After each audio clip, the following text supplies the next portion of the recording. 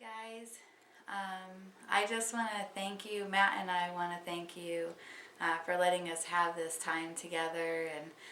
And today as I'm recording this, it's actually our 25th wedding anniversary. And, I just give God all the glory. It has been a wonderful adventure, and I'm looking forward to another 25 more years. And for us to be able to steal a few moments to get away as a family and just recognize God in our lives and celebrate what He's done. You guys have gifted us this time, so we just really thank you. I can never express how much I appreciate every one of you. You are truly a blessing to us in ways that I I don't express enough. I really do love each one of you so much. Thank you. For this week, for the sermon, I thought maybe instead of writing a sermon, when I read, I've been in the book of Psalms. I really like the book of Psalms. It's just so encouraging.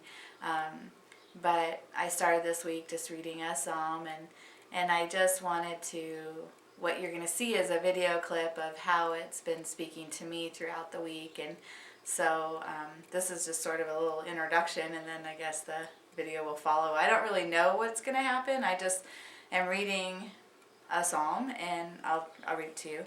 And then I'm going to just see how the week progresses and just share with you how I felt God was just speaking to my heart. So anyway, it's the particular psalm is Psalm 81, and I'll just read the whole thing to you. It says, Psalm 81, sing praises to God, our strength. Sing to God of Jacob. Sing, beat the tambourine, play the sweet lyre and the harp, blow the ram's horn at the new moon, and again at full moon to call a festival. For this is required by the decrees of Israel. It is a regulation of the God of Jacob. He made it a law of Israel, when he attacked Egypt to set us free. I heard an unknown voice say, now I will take the load from your shoulders. I will free your hands from their heavy tasks. You cried to me in trouble, and I saved you. I answered out of the thundered cloud, and tested your faith when there was no water in Meribah. Listen to me, O my people, while I give you stern warnings. O Israel, if you would only listen to me. You must never have a foreign god. You must not bow down before a false god. For it was I, the Lord your God, who rescued you from the land of Egypt. Open your mouth wide, and I will fill it with good things. But no, my people wouldn't listen. Israel didn't want me around.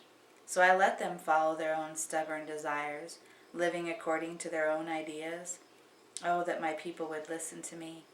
Oh, that Israel would follow me, walking in my paths. How quickly I would then subdue their enemies. How soon my hands would be upon their foes. Those who hate the Lord would cringe before him. They would be doomed forever. But I would feed you with the finest wheat. I would satisfy you with the wild honey from the rock. So this psalm is one that I'm going to be reading this week, just to myself, just meditating on and lingering in and just letting the Lord lead me and love me and teach me. And what I want to do is just hopefully later on throughout the week record a message on how He has led me and things that He's laid on my heart as I read through this psalm. So, I don't know, let's see how the week progresses, I guess. Love you guys. Thanks again for this week, and we'll talk to you later. Hey guys. I'm a mess. I have been working all day with Matt in the pallet yard, and just the whole time God's been sort of just speaking to my spirit, and I thought, I just wanted to share with you, and I don't know.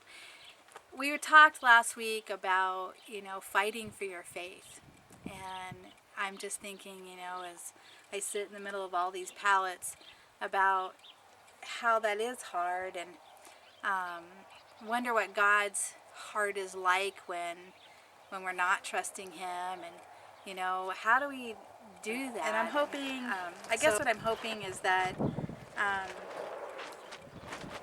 just as a church body, as individuals, that we will be a miracle-seeking family, that we will trust God. I mean, for us, miracles are like these wow moments, but for God, they're normal. They're His everyday thing. And so what would it look like if we were a people who just spent every waking moment for the miraculous God to be the one providing all of those moments and all the things we need in those moments. Whole chapter, Psalm 81. Sing praises to God, our strength. Sing to God of Jacob. Sing, beat the tambourine.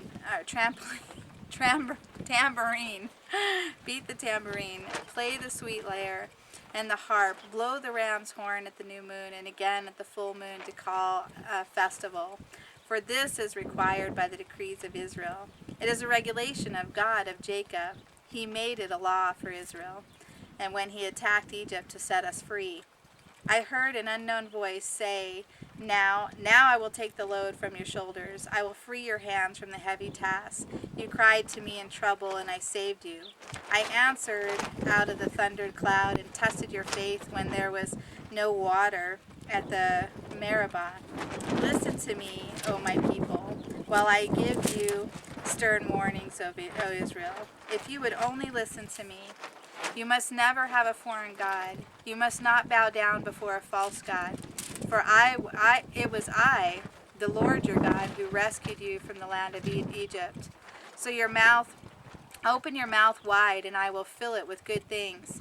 But no, my people wouldn't listen. Israel didn't want me around, so I let them follow their own stubborn desires, living according to their own ideas. Oh, that my people would listen to me.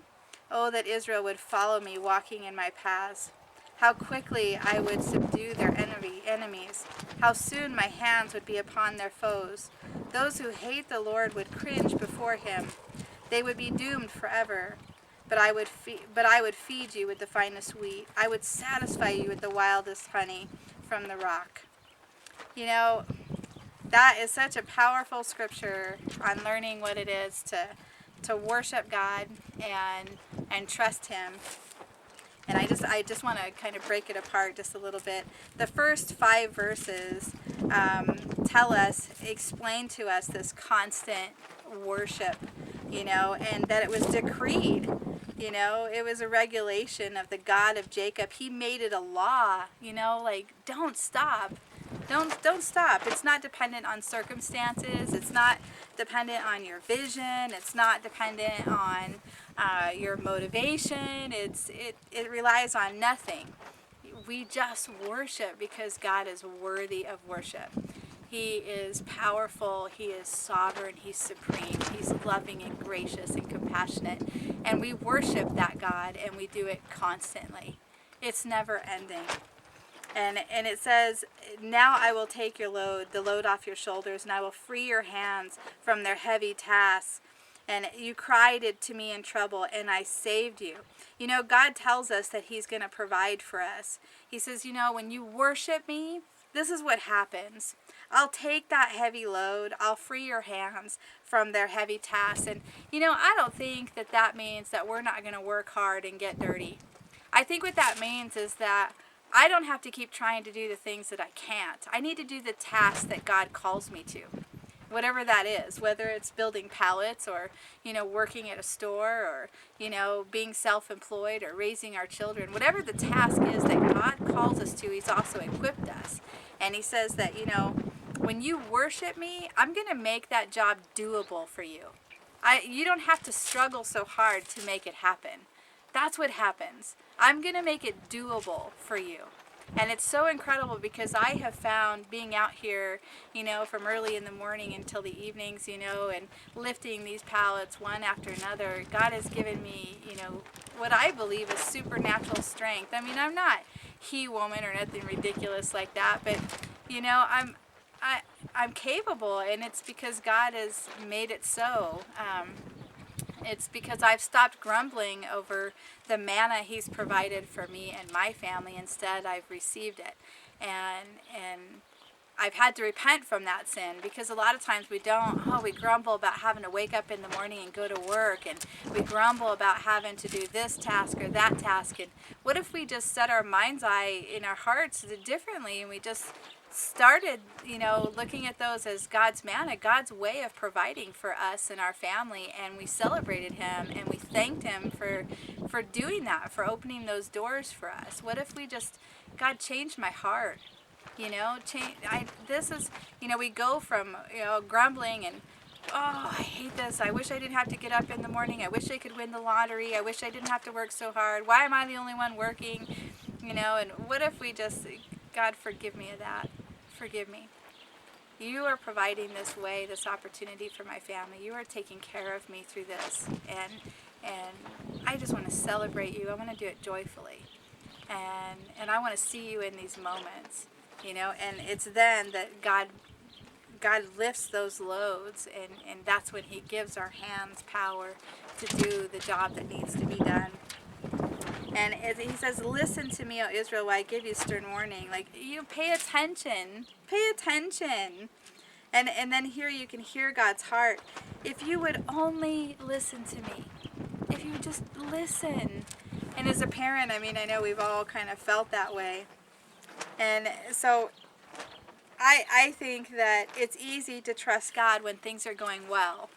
I think, when we're like, oh yeah, God's providing, and we, when things are wonderful, but when they're not, when we're struggling, or when things aren't perfect, then we tend to try to start fixing things ourselves, wondering what we can do or change. And verse 8 says, actually, it's not verse 8, it's verse 7. It says, I answered out of the thundercloud and tested your faith when there was no water in Meribah. So God's going to provide. He's going to provide the manna. He's going to give us the power and the ability to do the job that needs to be done. But then, and we're going to enjoy, these benefits, this provision. But in all of that, he's also going to test us. He's going to make sure we're still awake. That we're not falling asleep on the job. We're not thinking that, oh yeah, this is every day, the in and out, and we start taking advantage or forgetting, where it all came from. We're going to have opportunities where it's going to be scary. It's going to be hard. We're going to get tired, and he's testing. He says there was no water. The life source, the thing that we need, he took that from them. He took that from them. So right when you think that, everything's falling apart, I wonder if God's actually giving you an opportunity to exercise that faith muscle. To put it to work. Put your money where your mouth is, kind of thing, we start our days in praise and worship, and we expect everything to be perfect. Isn't he a God worth worshiping even when it's not perfect? Even when things aren't going exactly right, he's still worth worshiping. And he's given us this opportunity to exercise that muscle. We trust him, we have faith in him because he's God. Not because our lives are perfect, not because he meets every single need. He's worthy. He's worthy of our praise. If only you would listen to me. And then he tells us, what do you do when things aren't perfect? Verse 9, you must never have a foreign god. Don't replace your faith in God for something else, for your ability, for your calm-headedness, for your ingenuity, for, the neighbor who showed up at the right time, or, any of those things. Don't replace your faith in God for anything else. He says for a foreign god, but anything that you start relying on in place of him is an idol. You're replacing God. So when he's exercising that faith muscle and things aren't going perfect, the thing you don't do is you don't replace him. You continue to trust. You continue to have faith in him. You continue to know that he is constant. And even in that moment, he's actually providing for you. He's providing an opportunity for you to grow and mature in your faith. You must not bow down before a false god. Don't celebrate. Don't worship other things and how they're, oh man, I have the best boss ever. They just gave me a raise. Don't worship the wrong thing. God worked in the heart of them. God provided the opportunity. God put you in that situation, put them in that situation. Whatever it is, it's always God. It's always God. So don't bow down. Don't do that. You can thank other people, but understand that their obedience or what they're doing is directed by God. Everything that comes to you is through the hands and the filter of your sovereign, loving, gracious God. Don't ever lose sight of that. 4, and then remember, when you're in these seasons where he's testing your faith, never replace him for another God. Never worship a false God. And for it was I, the Lord your God, who rescued you. Don't forget who saved you.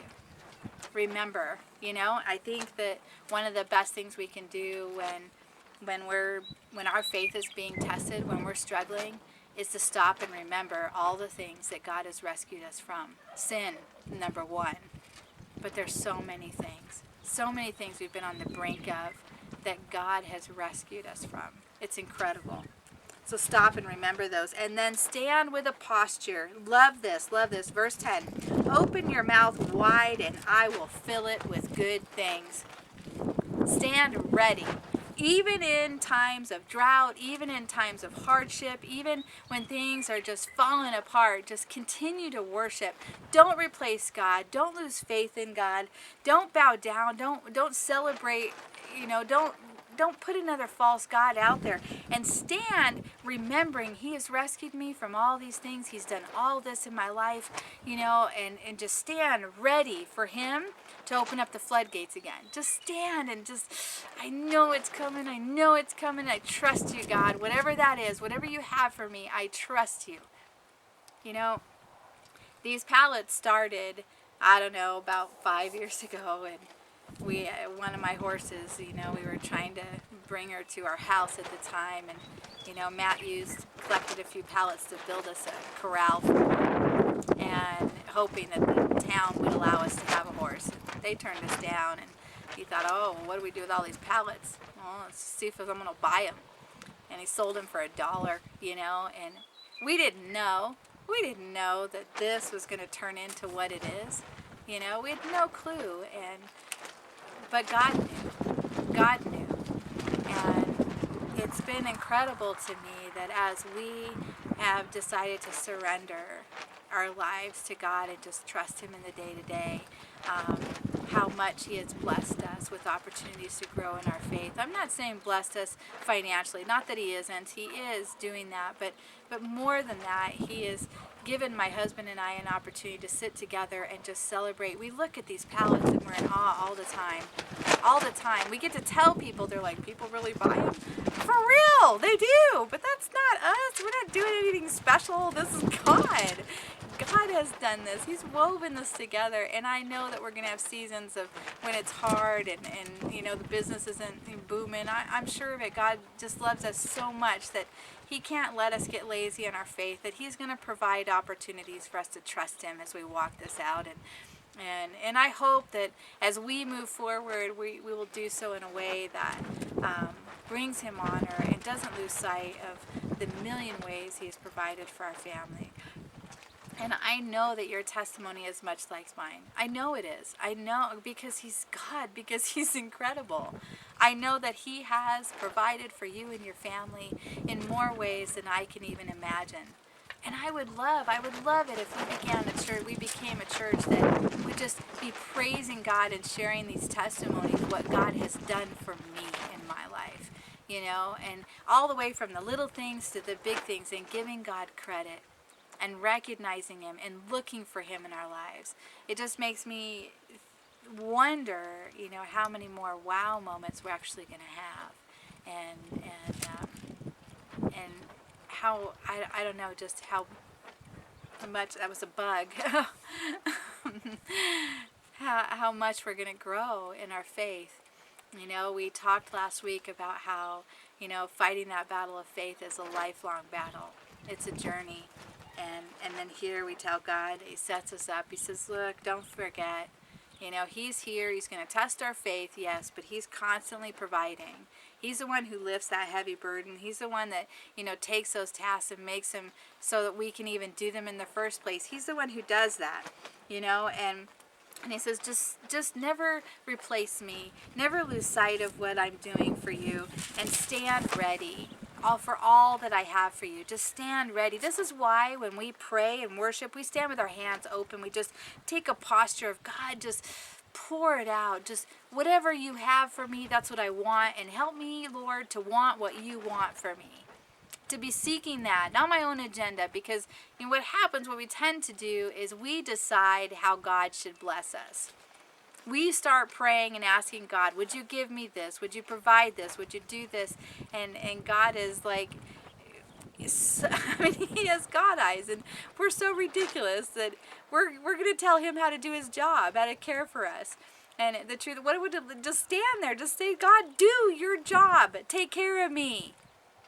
And help me to want what you have for me. Change my heart, change my mind, give me vision for you and the things that you envision for me. I want to want what you want for me. I want to want that. And then we hear God's the consequence for when we don't, the consequence, and he is gracious so that we know this ahead of time. He says, but my people wouldn't listen. They wouldn't. I'm being eaten by bugs. They wouldn't listen. So, verse 12, I let them follow their own stubborn desires, living according to their own ideas. God allowed that to happen.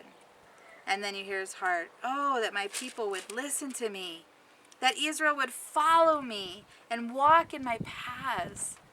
I mean, his heart's just aching. God, that you would just listen, you guys, just listen. Just listen, just follow what I want. Can you just hear the Father's heart right now? And he says, if you would, then verse 14, how quickly I would subdue your enemies. I would take care of that for you. If you would just follow me. How soon my hands would be upon your foes. Those who hate the Lord would cringe before him. They would be doomed forever. But I would feed you. I would make sure I took care of you, the finest wheat. I would satisfy you with wild honey from a rock. Ever see that happen? He'd do the impossible for you. That's what he would do. This is what we can stand, stand with our mouths open and just, God, just, yes, do that. Church family, I want you to experience walking on water.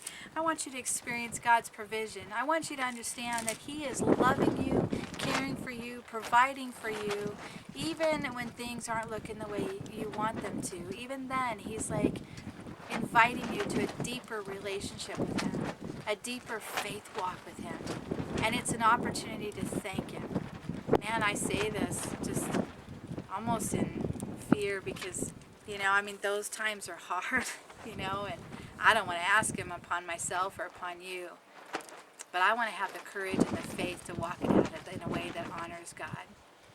I know that they're going to happen. I know that God loves me enough to make sure that I don't get lazy in my faith. He loves you enough to make sure you don't get lazy.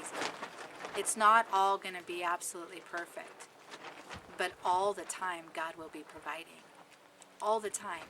We just need to stand willing to follow him and his will and his path for us, not our agenda, but his. And we find that by reading in the scriptures. We find what he wants in here.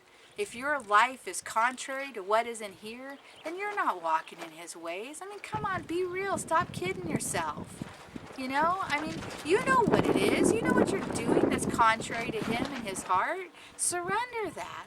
Walk in his ways. If they would just walk in my ways and follow me, then he would be quick to subdue enemies, to take care of business, to do the impossible for us. He would. I want so much to experience God's manna in my life every day. And I feel like there's times when I am too busy viewing myself as my God, you know. And I'm just so ashamed of that. I can't do this. I need him. You need him. And I believe that the gospel is rooted in the good news that all of our needs are met, and salvation, and beyond that, I mean, everything that we need, God is quick to take care of business for us. He's not going to leave you. He's not going to forsake you. He's not going to abandon you. But he is inviting you. Walk. Listen to me. I can see what you can't. I can do what you can't. Listen to me. And you hear the Father's heart that they would just listen. And then I would pour out on them. I would pour out on them.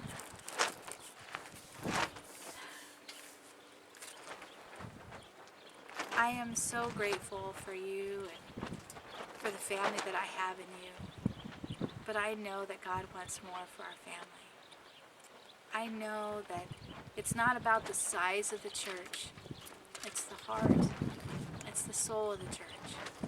Is it surrendered? Is it repented and just willing to follow God in his path, wherever that leads us, as individuals and as a church body? You guys, wake up. Wake up. Come on. Ask God to search you. Ask God to go deep in your life and flesh out all that stuff that just keeps us from being close to him. God does reveal it, and oh man, I know that's going to sting, and I know I'm not going to want to face it. I know, Lord. But I know that that's what needs to be done in order for me to get close and draw close to you. And there's nothing I want more than that. I want to be close to you, Lord. I want to be safe and in your presence. I want to be where peace is, and that is where you are found. Lord, lead me.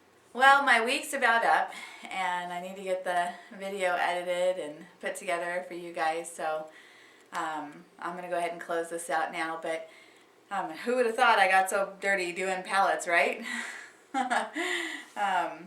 Anyway, before I finished, I just really wanted this verse 10, man. Open your mouth wide, and I will fill it with good things.